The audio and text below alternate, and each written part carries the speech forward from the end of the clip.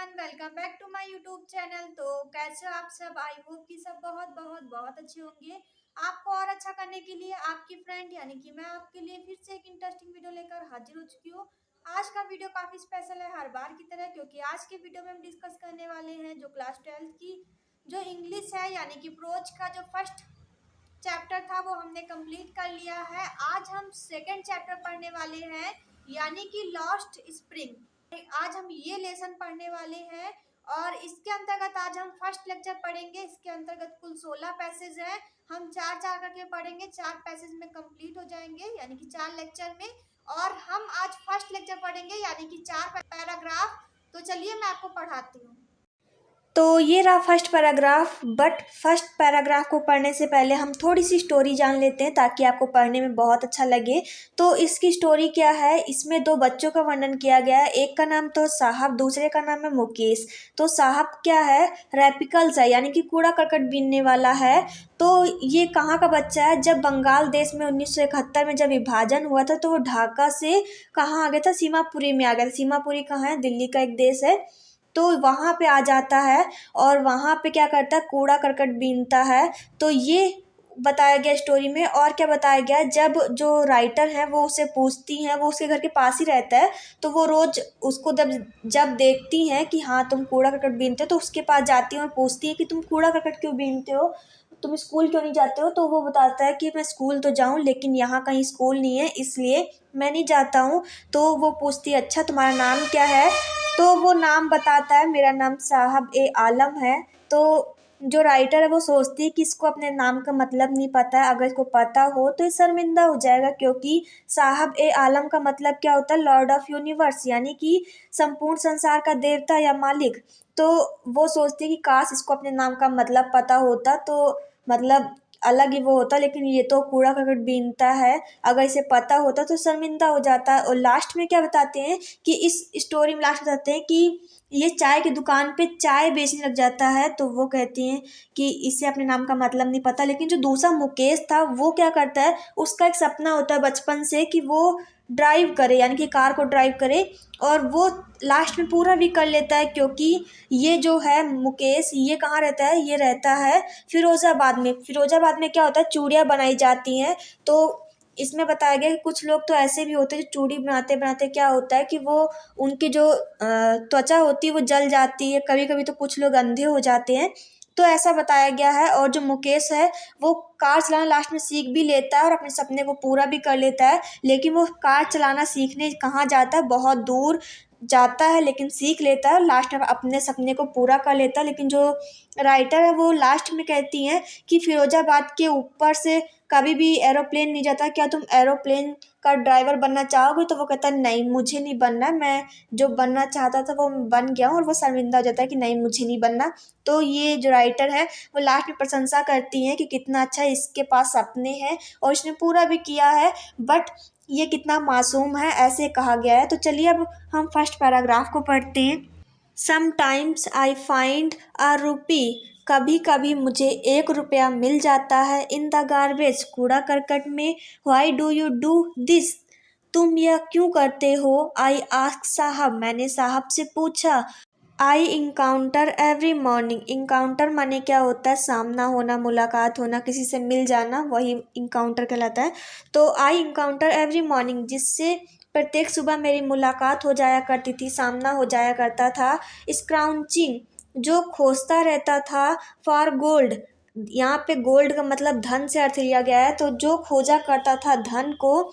In the garbage, कूड़ा करकट में। गार्बेज डंप्स माने होता है कूड़ा करकट, दोनों का अर्थ मिला के लिया गया है। ऑफ माई नाइबरहुड, जो कि मेरे पड़ोस में रहता था। साहब left his home long ago, साहब ने अपना घर काफ़ी पहले छोड़ दिया था, काफ़ी लंबे समय पहले छोड़ दिया था। Set amidst the green field of Dhaka, जो कि कहाँ था, एमिडस्ट में से होता है स्थापित होना, जो स्थापित था। The green field of Dhaka, Dhaka के हरे भरे खेतों में। हिज होम, उसका घर। इस पूरी लाइन का अर्थ क्या निकलता है, जिसका घर स्थित था ढाका के हरे भरे खेतों में। Is not even a distance memory, जिससे कि उसकी स्मृति से काफ़ी दूर था। देयर वेयर मैनी स्टॉर्म्स जहाँ की काफ़ी तूफान आया करते थे, दैट स्वेप्ट जो कि उड़ा ले जाते थे, away there fields and home जो कि उनके घरों को और उनके खेतों को उड़ा ले जाया करते थे। हिज मदर टेल्स हिम जो कि उसकी माँ उसे बताया करती थी, that's why they left looking for gold in the big city जो कि अपने घर को छोड़कर इस बड़े शहर में पैसों की तलाश में आ गई थी। यहाँ भी गोल्ड का मतलब पैसे से अर्थ लिया गया है। आगे क्या कहते हैं, वेयर ही नाउ लिव्स जो कि अब यहाँ रहती थी, I have nothing else to do मेरे पास अब कुछ नहीं है करने के लिए। ही मस्टर्ड लुकिंग अवे उसने बुदबुदाते हुए कहा। बुदबुदाना का मतलब क्या है, जब हम एकदम धीरे स्वर में मतलब कोई और ना सुन सके इतना स्लो हम कहते हैं उसको हम कहते हैं बुदबुदाना। तो वो ऐसे ही बुदबुदाते हुए कहता है, गो टू स्कूल जो राइटर है वो कहती है तुम स्कूल क्यों नहीं जाते हो। आई से ग्लीबली मैंने धारा प्रवाह में ही कह दिया, रियलाइजिंग इमीडिएटली नाउ और मैंने तुरंत ही एहसास किया, सॉरी यहाँ नाउ नहीं है, रियलाइजिंग इमीडिएटली मैंने तुरंत ही एहसास किया, हाउ हॉलो यह कितना खोखला था, द एडवाइस मस्ट साउंड जो कि मैंने कहा कि तुम स्कूल क्यों नहीं जाते हो ये कितना खोखला था, क्योंकि यहाँ तो स्कूल थे ही नहीं और इतना अमीर भी नहीं था कि वो स्कूल जा सके।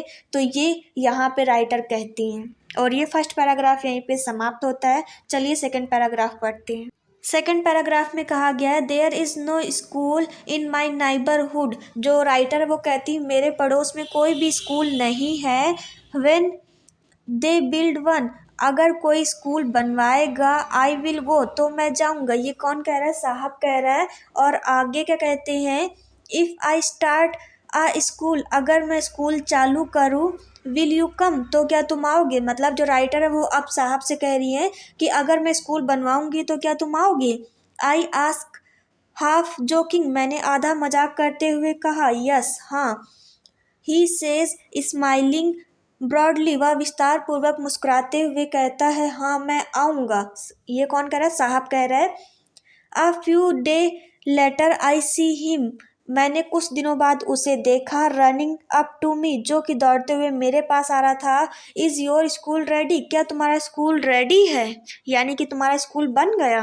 आगे जो राइटर है वो क्या कहती हैं, it take longer to build a school एक स्कूल बनाने में काफ़ी लंबा समय लगता है, यानी कि काफ़ी लंबा समय लेता है। आई से मैंने कहा, इम्ब्रेस्ड शर्मिंदा होते हुए, eight having made a promise मैंने एक ऐसा वादा कर दिया है, दैट की वाज नॉट मीन जिसका कोई मतलब नहीं है, बट लेकिन प्रोमिसेस लाइक माइन जो कि जो वादा है वो मेरी तरह है, अबाउंड जो बांधे रहता है, इन एवरी कॉर्नर प्रत्येक कोने को, of his bleak word bleak word का मतलब क्या होता है, नीरस या फीके। तो ये यहाँ पे कहा गया है। आगे क्या कहते हैं, after months of knowing him कुछ महीनों से जानते हुए, आई आस्क्ड हिम मैंने उससे पूछा, हिज नेम तुम्हारा नाम क्या है, साहब ए आलम उसने कहा, साहब ए आलम। ही अनाउंस्ड मतलब उसने घोषणा की या उसने बताया, साहब ए आलम।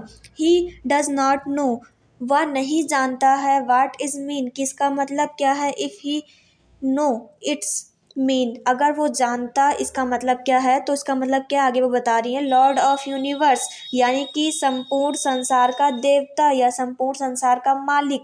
तो इसका मतलब ये है। आगे क्या कहते हैं, he would have a hard time अगर वह इसका मतलब जानता तो उसको बहुत कठिनाई होती ये मतलब सोचने के लिए कि मेरा मतलब इतना बड़ा है और मैं इतना मतलब कम काम करता हूँ, यानी कि छोटा काम करता हूँ, तो ये उसे बहुत कठिनाई होती समझने में। तो आगे क्या कहते हैं, believing it unaware of what he name represented वह मतलब बिलीविंग मतलब होता है विश्वास करना, अनअवेयर मतलब होता है अपरिचित होना किसी चीज़ से मतलब ना जानना। तो वह नहीं जानता है कि इसका नाम क्या प्रस्तुत करता है या क्या रिप्रेजेंटेड करता है। He roams the streets with his friends and army of barefoot boy तो वह जो साहब है वह अपने दोस्तों के साथ घूमता रहता है। दोस्त कैसे हैं, बेयरफुट यानी कि नंगे पैर होते हैं, आर्मी मतलब यहाँ पे झुंड से अर्थ लिया गया है। तो जो साहब है वो अपने फ्रेंड यानी कि बहुत सारे मित्र होते हैं तो उन सब के साथ घूमा करता है। तो कैसा घूमता है? नंगे पैर घूमता है। आगे क्या कहते हैं? Who appear like the morning birds, वह कैसे दिखाई देते हैं? सुबह जैसे चिड़िया निकलती हैं वैसे वो भी निकलते हैं। एंड डिसअपेयर, और खो जाते हैं। एट नून, मतलब दोपहर होते ही वो भी चिड़ियों की तरह खो जाते हैं। आगे क्या कहते हैं? Over the months I have come to recognise each of them, मैं कई महीनों से जानते हुए मैं उन्हें पहचानने लगी थी। रिकॉग्नाइज मतलब होता है पहचानना। Why are not you wearing chappals, तुम चप्पल क्यों नहीं पहनते हो? आई आस्क वन, मैंने उनमें से एक से पूछा। तो यहाँ पे आगे क्या कहते हैं? जो बच्चे होते हैं वो जवाब देते हैं, my mother did not bring them down from the self, मतलब जो मेरी माता है, जो मेरी माँ है, वो जो सेल्फ मतलब होता है कहीं पे किसी सामान को संभाल के रख देना, सेल्फ यानी कि ताक कह सकते हो, तो वहाँ से उतारती ही नहीं है। ही आंसर सिंपली, उन्होंने बहुत साधारण तरीके से जवाब दे दिया कि मेरी जो माता है, जो मेरी माँ है, वो सेल्फ से चप्पल उतारती ही नहीं है, इसलिए हम नहीं पहनते हैं। तो यहाँ पे सेकंड पैराग्राफ भी कंप्लीट होता है। चलिए थर्ड पैराग्राफ पढ़ते हैं। तो तीसरे पैराग्राफ में कहा गया है, even if she did he will throw them off, तो यहाँ पे क्या कहा गया है? अगर उनकी माँ उनको चप्पल दे भी दे तो वो निकाल देते हैं या फेंक देते हैं। It's another who is wearing shoes, दूसरा बोलता है जो जूते पहने होता है, दैट डू नॉट मैच, जो मैच नहीं करते हैं। When I comment on it, और जब मैं उन्हें कॉमेंट करती हूँ या उन्हें कहती हूँ, सी सफल्स, तुम घसीटते हो, हिज फीट, अपने पैर को, एंड सेज नथिंग, और कुछ नहीं कहते हो। आई वांट शूज, जो तीसरा बच्चा था वो क्या कहता है कि मुझे जूते चाहिए।